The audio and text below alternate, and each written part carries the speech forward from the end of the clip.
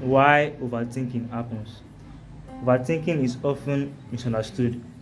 People assume overthinking means someone is simply thinking too much, but overthinking is usually a response to uncertainty. Your brain tries to solve problems by analyzing them. When something feels unresolved, your mind keeps returning to it again and again. It is your brain trying to protect you. The problem is that the brain does not know when to stop.